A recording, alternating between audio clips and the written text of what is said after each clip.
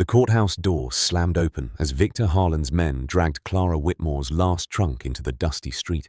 Clara stumbled after it, clutching her baby girl against her chest, while the child cried with a thin, hungry sound that made even the horses near the rail turn their heads. Her black widow's dress was faded at the seams, tight across her heavy body, and every whisper in that crowd seemed to land on her like a stone. Grace was too weak to cry long. The baby's mouth opened, but only a broken little whimper came out, and Clara pressed her closer, trying to hide the child's hunger from people who had already decided she deserved it. Victor stood on the courthouse steps with a folded paper in his gloved hand, smiling like cruelty had become legal the moment a county seal touched it. And somewhere inside that paper was the reason Clara's husband had gone into the ground owing more than any honest man could have borrowed. The preacher lifted one trembling hand and asked if any decent soul would take the widow and her baby in until the debt could be settled. No one moved. The women who had eaten Clara's pies looked down at their shoes. The men whose shirts she had mended studied the dust. Even her dead husband's kin stood stiff by the church fence, acting as if Grace carried shame instead of blood. Now, friend, there are moments when a town tells the truth about itself without meaning to. This was one of them. Clara tried to stand straight, but the baby's crying broke something in her. She turned toward the crowd with red eyes and a voice that barely held. "Please, not for me. Just somewhere warm for my child." A laugh came from near the mercantile. Abigail Price, dressed in blue silk fit for Sunday, raised her chin and said loud enough for all to hear, "No sensible man takes on a fat widow and another man's baby." That was when Ethan Walker stepped out of the crowd. He came from the shade beside the livery, tall and broad in a weathered coat, his hat low, his face hard enough to make the nearest men step back. He did not look at Abigail first. He looked at Clara's hands raw from work. He looked at Grace shivering beneath a thin blanket. Then he looked at Victor's paper. "If no one here wants the widow or her child," Ethan said, his voice carrying down the street, "then step aside. I'll take them both." The whole town went still. Clara stared at him as if he had spoken in a language she had forgotten how to trust. Victor's smile thinned. Abigail's face burned white with anger. Ethan removed his hat, walked straight to Clara, and held out his arm, not like a man claiming property, but like a man placing himself between wolves and a door.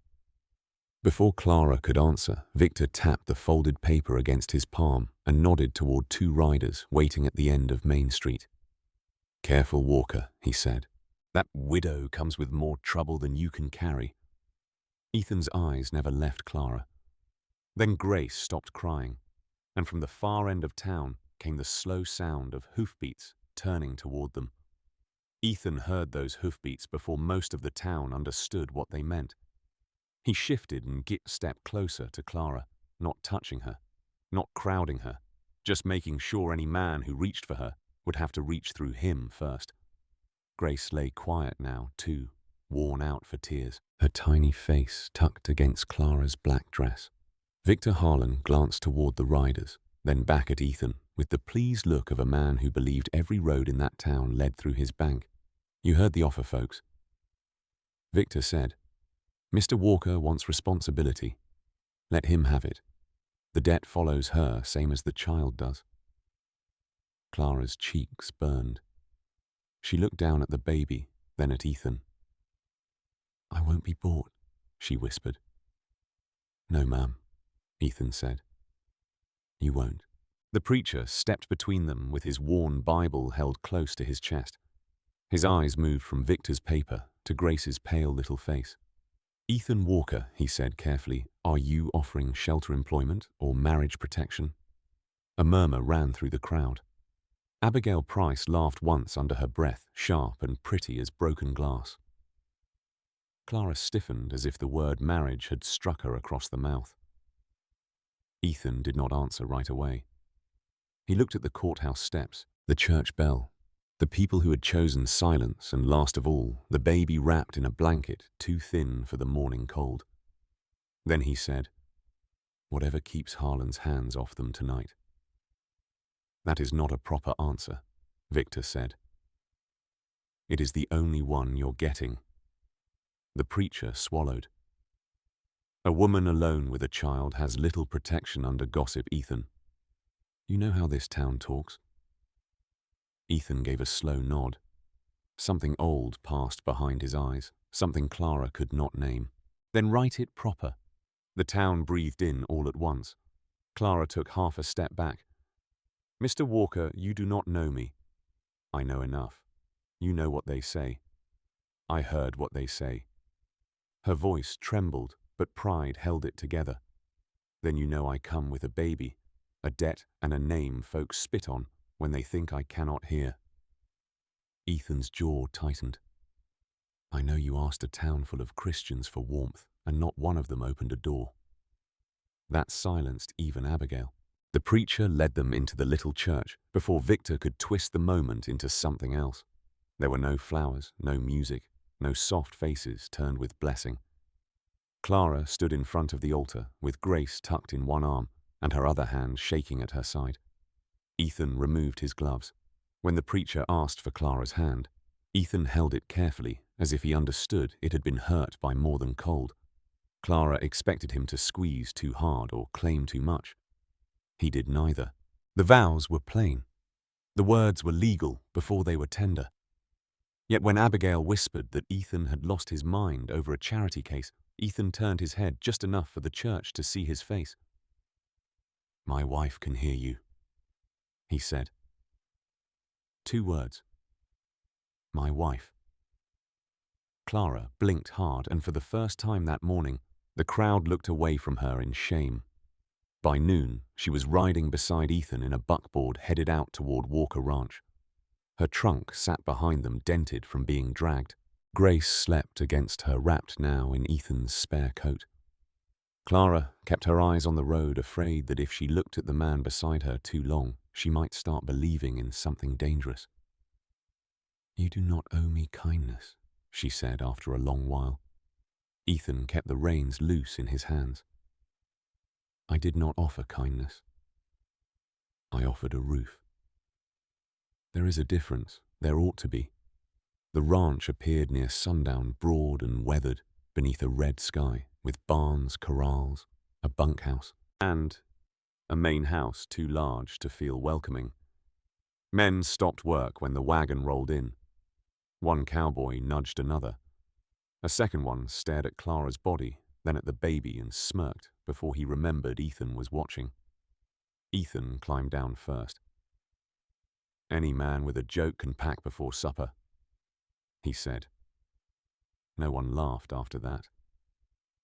Inside the house smelled of ash, old leather, and rooms that had gone too long without a woman's touch. Clara saw dust along the mantel, cold iron pans, a table scarred by knives and no cradle. On a shelf near the hearth sat a small wooden horse, its paint worn off at the ears. Ethan reached for it quickly and set it face down before she could ask. That small motion told Clara more than any confession could have. She did not pry. She only laid Grace near the stove, checked the baby's blanket, and asked where he kept flour, salt, and coffee. Ethan seemed startled by the question. "You should rest. I have rested enough in doorways," Clara said. He showed her the pantry. There was not much beans, cornmeal, dried beef, onions, coffee, and a little molasses gone thick at the lip of the jar. Clara rolled up her sleeves. Her hands were still raw. Her heart was still bruised. But a kitchen was a language she understood, and hunger was an enemy she knew how to fight. By dark, stew simmered on the stove. Corn cakes browned in a skillet. Coffee moved through the house like a promise. The hired men came in quiet, hats in hand, unsure whether this big widow they had mocked might feed them or shame them. Clara did neither. She filled bowls, laid bread, and kept one eye on Grace. One young hand, no older than 17, took a bite and stopped chewing. "Mom," he said softly, "that's the best meal this house has seen in months." Clara looked down before anyone could see what those words did to her. Ethan saw. Later, after the men had gone, and Grace had taken a little warm milk from a rag, Ethan set his rifle near the front door and checked the latch twice. Clara stood by the stove, too tired to sit, too proud to lean. "You may sleep in the main room," he said. "Door bolts from the inside. I'll take the chair. This is your house. Not tonight." Outside, somewhere beyond the corral, a horse gave a nervous snort. Ethan reached for the lamp and lowered the flame. Clara held Grace closer. Through the dark window, 2 lanterns moved slowly along the far ridge, where no honest visitor had reason to ride after nightfall. Ethan did not move until the lanterns vanished behind the low ridge. Only then did he turn the lamp higher and look at Clara.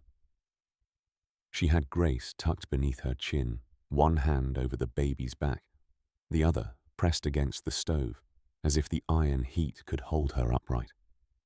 "Who rides that side of the ranch?" she asked. No one with a reason to knock. He crossed to the door, lifted the rifle, and stood listening. The house had gone quiet around them, but it was not peaceful. It felt like every board in the walls was holding its breath. Clara wanted to believe the riders were passing strangers. She had spent too many months teaching herself that fear made a woman foolish. But Grace whimpered in her sleep, and Clara remembered Victor's smile on the courthouse steps. "They will not stop," she said. Ethan glanced back. No. The word should have frightened her more. Instead, it steadied something. Ethan was not dressing danger in comfort. He was naming it plain. At dawn, the threat came wearing a clean coat. Victor Harlan rode up with the sheriff, 2 hired men, and Abigail Price seated side saddle on a grey mare, as if she had come to watch a show. Victor carried the same folded paper, now tucked inside a leather case to make it look more important. The sheriff would not meet Ethan's eyes. That told Clara enough before a word was spoken. Ethan stepped onto the porch and closed the door behind him. Clara stood just inside with Grace in her arms. He had not told her to hide, but he had placed his body between the porch and the room, as naturally as another man might place a bar across a gate. Victor smiled. "Morning, Walker. I trust your charitable bride slept well." "She slept under my roof," Ethan said. "Speak careful." Abigail's eyes moved past Ethan to Clara's face, then lower, measuring her body with a cruelty that needed no words. "How touching," she said. "One meal cooked and she is already mistress of the house." Clara felt the old shame rise hot in her throat. She looked down at Grace before it could reach her face. Victor removed the paper from its case. "The widow's marriage does not erase the debt, nor does it erase the claim I hold against her late husband's property. Her house, her land, and any goods tied to that note remain under bank authority." "That note is crooked," Clara said from inside. Every head turned. Her voice surprised even herself. It had come out small, but it had come out. Victor's smile sharpened. "Grief often confuses a woman." Ethan's hand tightened on the doorframe. "Try again." Victor looked at him. "I said, Mrs. Walker is confused." "No," Ethan said. "You dressed an insult like a concern." "Try again." The sheriff shifted in his saddle. Abigail frowned. Clara stared at Ethan's back, broad enough to block the doorway, steady enough to make Victor measure his next breath. Victor folded the paper slowly. "I will make this simple. Hand over the original records from her husband's trunk. Deeds, letters, receipts, anything bearing his name. If she cooperates, I may allow her to keep certain personal effects." Clara's blood went cold. Ethan heard the change in her breathing. What records? Clara did not answer fast enough. Victor saw it and smiled. Ethan turned just enough to look at her, not with suspicion, but with warning. Clara stepped back from the door, laid Grace in a chair padded with Ethan's coat, and went to her dented trunk. Beneath baby cloths and a cracked hairbrush lay a packet tied with brown string.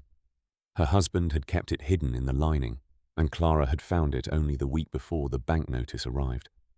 She brought it to Ethan.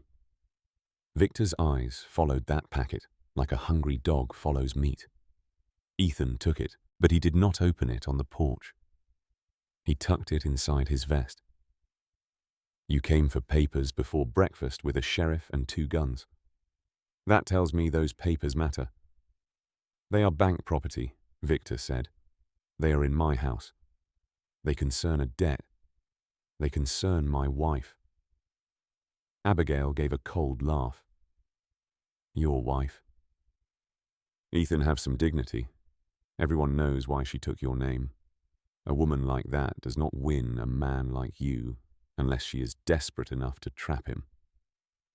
Clara flinched. Ethan opened the door wider, not to expose Clara, but to let every person on that porch see. He was not ashamed of who stood behind him. "No child leaves this house scared," he said. "No woman under my roof gets handed to men who came smiling with guns. And no paper of hers leaves my keeping until a judge hears why Harlan wants it so badly." Victor's face hardened. For one clean second, the Polish fell away. "You are putting your ranch against my bank over a woman the town would not shelter for one night." Ethan stepped down from the porch. The hired men straightened. The sheriff's hand drifted near his belt, then stopped. "I gave my word," Ethan said. "That is older than your bank." Victor held his stare, then turned his horse with a jerk of the reins. "Then bring your word to town tomorrow. I will have the court open by noon. Let us see if sentiment weighs more than ink." When they rode off, Abigail lingered just long enough to look at Clara through the doorway. "He will tire of defending you," she said. "Men always do when the burden stays heavy." Clara said nothing until the riders were gone. Then she sat at the table as if her legs had failed. Ethan closed the door and laid the packet between them. Inside were 3 things: a deed to Clara's small strip of land near the dry creek, a banknote signed with her husband's name, and an old receipt from the land office stamped 2 days after the date Victor claimed the debt was made. Ethan studied the papers. This signature wrong, Clara touched the banknote. Samuel signed slow. His S leaned backward because his hand was crushed in the mine when he was young. She pointed. This one leans forward. Ethan's eyes narrowed. Who else knew my husband did? Maybe the land clerk. Maybe no one brave enough to say it. By afternoon, Ethan had saddled a horse and taken Clara Grace and the packet into town. Not to beg, to ask questions where people could not pretend they had not heard. The first stop was the blacksmith, Jonah Reed, a broad-shouldered veteran who had once taken soup from Clara during a fever and never thanked her in public. He looked at the banknote, then at the street. "Harlan don't like folks asking about railroad surveys." Ethan said I did not ask what he liked. Jonah wiped his hands on a rag. His voice dropped. "Samuel told me the railroad men marked land near the dry creek. Said Clara's strip might be worth 10 times what folks knew. There it was plain enough for any honest man to understand. Victor did not want Clara's land because of an unpaid debt. He wanted it because the railroad would turn a widow's poor soil into money." The second stop was the land office. The clerk, Mr. Bell, went pale when Ethan laid the receipt on the counter. Shelves of ledgers stood behind him, but he looked like a man trapped in a smaller place than any jail. "I cannot help," Bell whispered. Clara stepped forward. Grace slept against her shoulder. One little fist caught in the collar of her dress. "Mr. Bell, my baby was put out in the street yesterday. If you saw something, silence is not neutral anymore." Belle looked through the window toward the bank across the street. Victor stood there watching. The clerk's mouth opened, then closed. Fear pulled him backward. Ethan did not threaten him. He only placed the forged note beside the land receipt. "Tomorrow at noon," he said. "A judge will decide whether paper can bury a woman alive." Belle's eyes filled with shame. That night, back at the ranch, Ethan hid the packet beneath a loose floorboard under the main room rug. Clara watched him press the board flat with his boot. "Why help me this far?" she asked. He looked toward Grace sleeping in a wooden crate lined with blankets because there was still no cradle in the house. "Because that child stopped crying when the town stopped being human," he said. "And because you stood anyway." Clara's eyes lowered. She wanted to believe him. Abigail's words still lived too close to the wound. Before Ethan could speak again, a gunshot cracked from the direction of the barn. The horses screamed. Then firelight flashed against the window, and someone outside shouted, "Burn the papers before morning." Ethan moved before Clara could scream. He shoved the table aside, tore up the rug, and lifted the loose floorboard with one hard pull. The packet was still there. He pushed it into Clara's hands and pointed toward the back room. "Take Grace. Lock the door. If I call you, run for the creek." Clara clutched the papers to her chest. Ethan, not a word wasted. Outside, the barn glowed orange. At the lower wall, where dry hay had caught fast, horses kicked against their stalls, wild with smoke and fear. Ethan snatched his rifle from beside the door and ran into the yard as the ranch hands spilled from the bunkhouse half-dressed and shouting. A shadow broke from the barn corner and fired toward the house. Glass burst behind Clara, and Grace woke with a cry sharp enough to cut through the smoke. Ethan did not fire at the man's back. He ran for the barn instead. Jonah Reed, the blacksmith, came riding hard through the gate with two men behind him. He must have seen the flames from the road. Together they hauled the barn doors open, coughing as smoke rolled out in a black sheet. One horse broke loose and nearly trampled the youngest hand, but Clara saw Ethan catch the boy by the collar and throw him clear before a burning beam dropped where he had been standing. The hired attacker tried to reach the house. Clara saw him through the broken window, a bandana over his face, one hand holding a coal oil bottle. Fear went through her so cold it almost stopped her heart. Grace was crying in the crate behind her. The packet shook in Clara's hands. For one breath, Abigail's words came back. Burden. Heavy. Unwanted. Then Clara looked at her daughter and understood something plain. A mother did not have the luxury of believing cruel people. She set the packet inside her dress, took Ethan's heavy iron poker from the hearth, and stood behind the kitchen door. When the man came through, Clara swung with every ounce of strength the town had mocked. The poker struck his wrist. The bottle fell and shattered without flame. He cursed and lunged, but Clara drove her shoulder into him so hard he stumbled backward over a chair. By then, Ethan was there, smoke blackened and bleeding from one cheek. He hit the man once and put him on the floor. The bandana slipped. It was one of Victor's men. By dawn, the barn wall was half burned. Ethan's left hand was wrapped in cloth, and the attacker was tied to a post outside the livery, with Jonah Reed guarding him. The packet had survived. So had Grace. So had the witness. No one knew had been watching. Mr. Bell, the land clerk, stood at the ranch gate with his hat twisted in both hands. His face looked 10 years older than it had the day before. "I saw who paid him," Bell said, voice shaking. "I saw more than that." Ethan looked at Clara. Clara looked down at Grace asleep again from exhaustion, then at the rising sun over the road to town. "No more hiding," she said. By noon, the courthouse was packed so tight that men stood along the wall and women crowded near the windows. Victor Harlan sat at the front in a dark suit, his hair smooth, his cuffs clean, as if smoke and fear had never touched his name. Abigail Price sat behind him with a face full of cold expectation.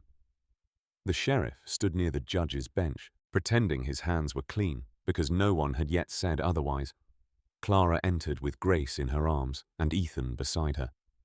She heard the whispers begin, then stop, when Ethan removed his hat and stood behind her chair. Not in front of her this time, behind her. Close enough to protect, far enough to let her be seen. Judge Whitcomb was an old man with tired eyes and a voice like dry wood. He examined Victor's banknote first. The county seal was clear. The signature looked proper to anyone who had never watched Samuel Whitmore write his own name. Victor spoke calmly, respectfully, and dangerously. "The matter is simple, Your Honor. Samuel Whitmore borrowed against his property. His widow failed to satisfy the debt. Her sudden marriage to Mr. Walker does not erase the lawful claim of the bank." The judge nodded once. "The paper appears in order." A low sound moved through the room. Clara felt the floor tilt beneath her. Ethan's wrapped hand tightened on the back of her chair, but he did not speak. Victor's eyes met hers, and for a moment she saw the full shape of his confidence. He did not need everyone to love him. He only needed one official paper to look stronger than a poor widow's truth. Ethan rose. "Your Honor, that signature is forged." Victor smiled faintly. A serious accusation from a man who married the debtor yesterday. "And a true one," Ethan said. "Based on sentiment, based on Samuel Whitmore's hand." The judge looked over his spectacles.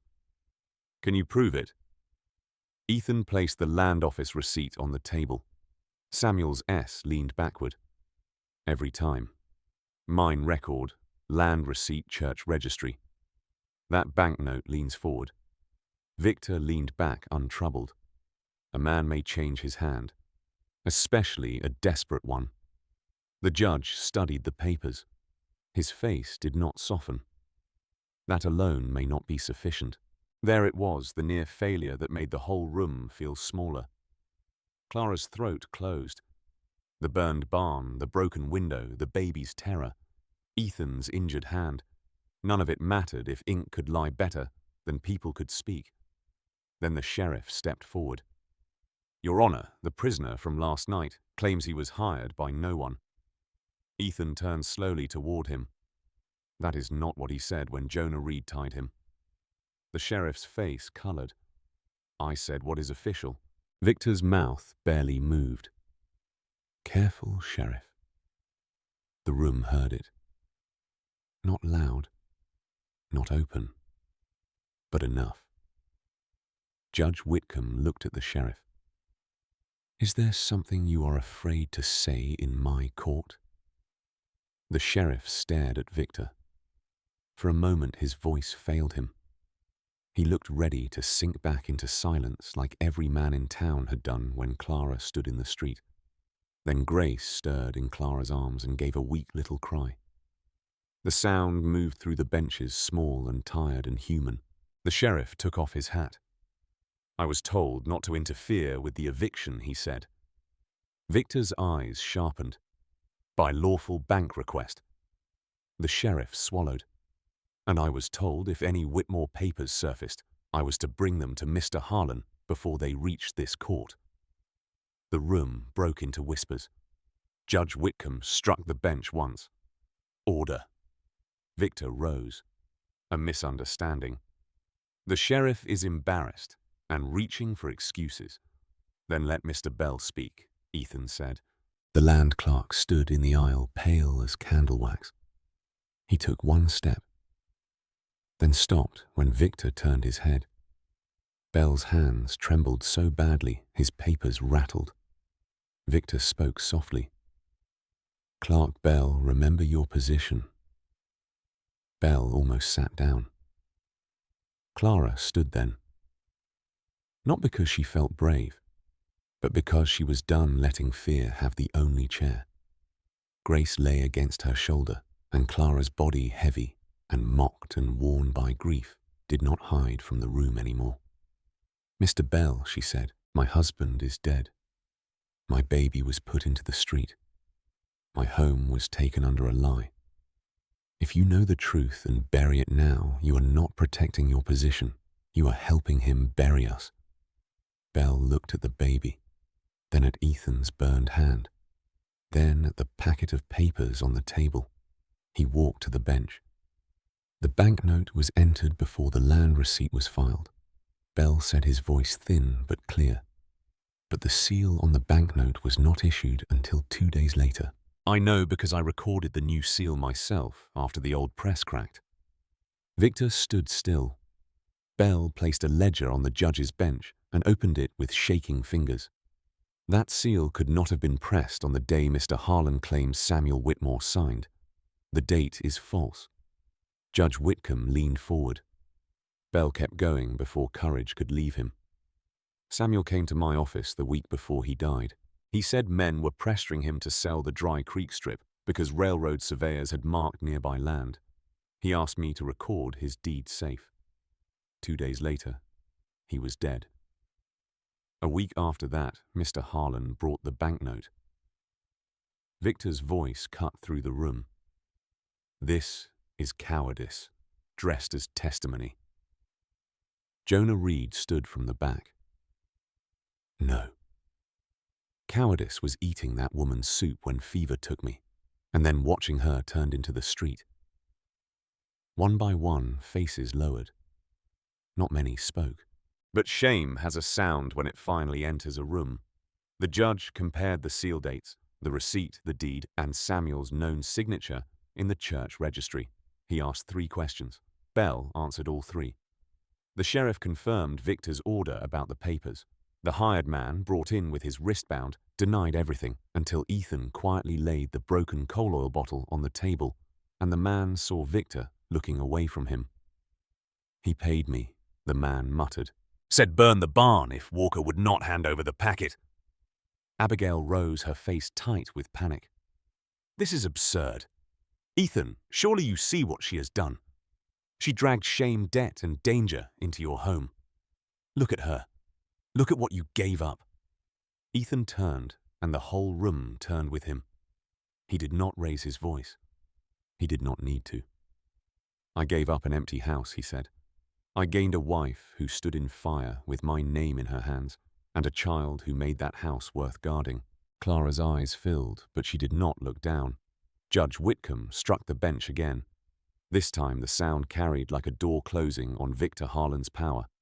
"The banknote is fraudulent. The claim against Mrs. Walker's property is void. The Dry Creek land remains hers by lawful deed.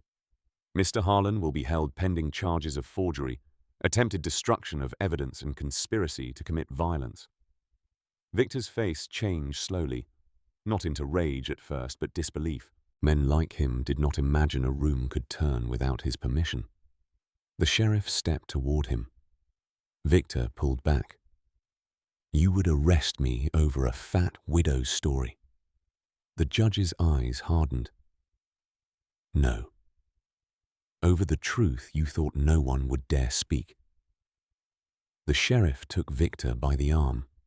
As Victor was led out, the town made way for him in silence. Abigail did not follow. She stood frozen near the front bench, stripped of the easy cruelty she had worn like silk. Clara sat because her knees would not hold.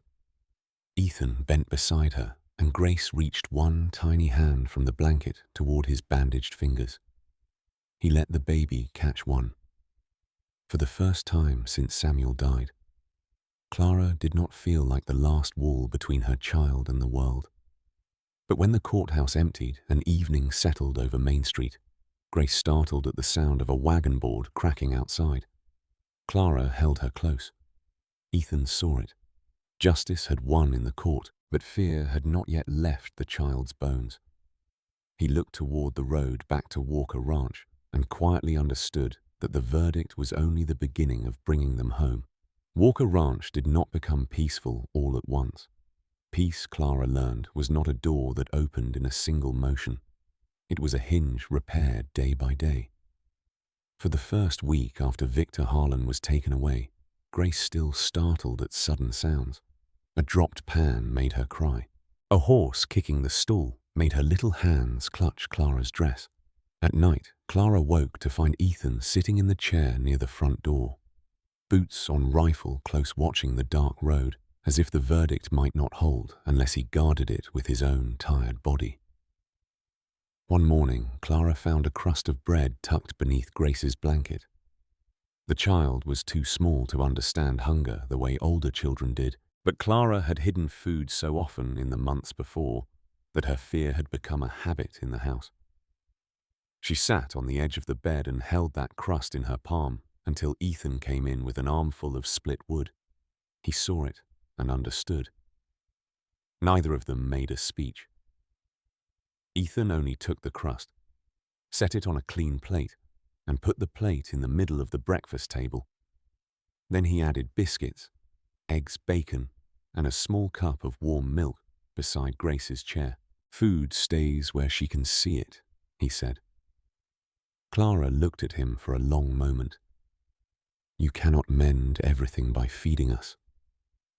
"No," Ethan said, "but I can start there." So they started there. The burned wall of the barn was rebuilt before winter. Jonah Reed came with tools and never again waited for a fever to admit he owed Clara kindness. The young ranch hand who once laughed at her carried lumber without meeting her eyes, then finally stood in the kitchen doorway and said, "Ma'am, I was wrong." Clara did not make him beg. She handed him a bowl of stew and told him to wash before supper. Abigail Price left town before the first snow. Some said she went east to live with relatives. Others said shame had finally become heavier than pride. Clara did not ask. She had spent too much of her life under cruel women's eyes to spend her new life chasing after them. Victor's trial lasted long enough for the town to hear what it had tried not to know. Samuel Whitmore had not died owing Victor money. He had died refusing to surrender land that belonged to his wife and child. The railroad came the following year, and Clara kept the dry creek strip, not because a man had rescued it for her, but because the truth had finally been allowed to stand in daylight. Still, the deepest changes happened far from the courthouse. They happened at Walker Ranch in ordinary hours. Clara's black widow dress was folded away, not burned, because she refused to pretend grief had never lived with her. Ethan built Grace a cradle from pine boards and carved a tiny horse on one side, the same shape as the worn wooden toy Clara had seen on the shelf that first night. When she asked about it, Ethan was quiet for a while. "My boy had one," he said. Clara reached for his hand. He let her take it.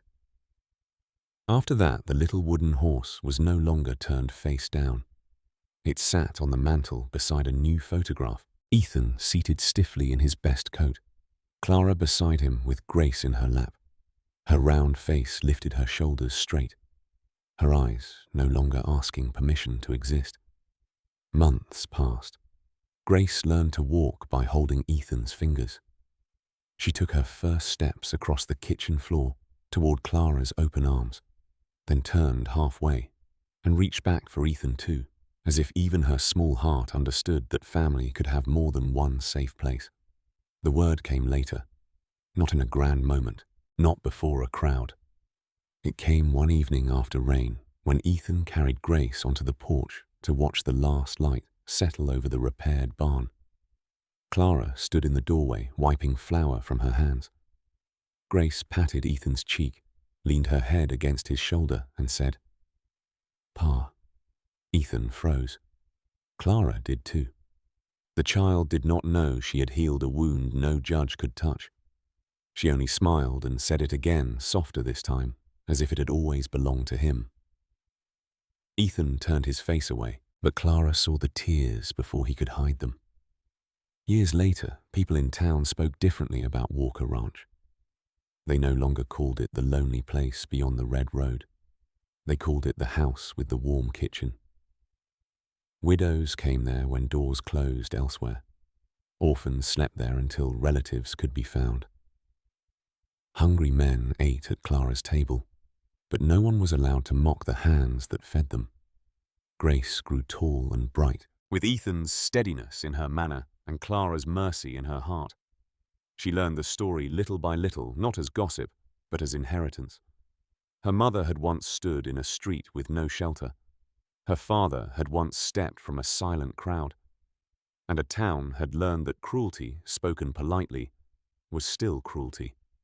One spring morning, many years after that courthouse door slammed open and Clara's trunk was thrown into the dust, another young widow came to the gate of Walker Ranch. She held a baby under a thin shawl and kept her head bowed the way Clara once had. Her dress was worn.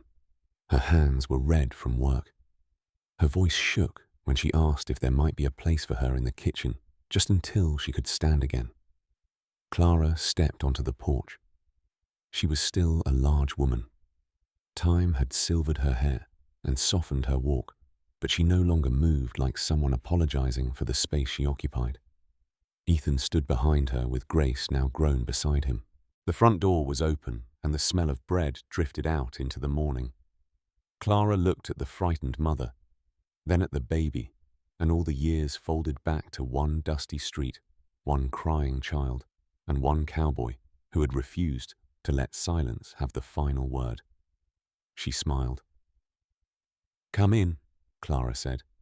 "No one gets left outside here, and if this story reminded you that one brave step from a silent crowd can become a lifetime of shelter, right? No one gets left outside in the comments, and tell us where you are watching from. Subscribe for more frontier stories where kindness still stands when the whole town turns away. This channel creates original storytelling content for entertainment, educational, and inspirational purposes. Some stories are inspired by real events, while others include fictionalized or dramatized elements for creative storytelling. Certain aspects of our videos, including images, narration music, and visual effects, may be created or enhanced using artificial intelligence AI tools. All content is creatively scripted, edited, and curated to provide a unique viewing experience. Names, locations, and specific details may be altered for privacy or narrative purposes. Unless otherwise stated, the stories presented should not be considered fully verified factual accounts. All rights reserved. Unauthorized reproduction or redistribution of this content is prohibited.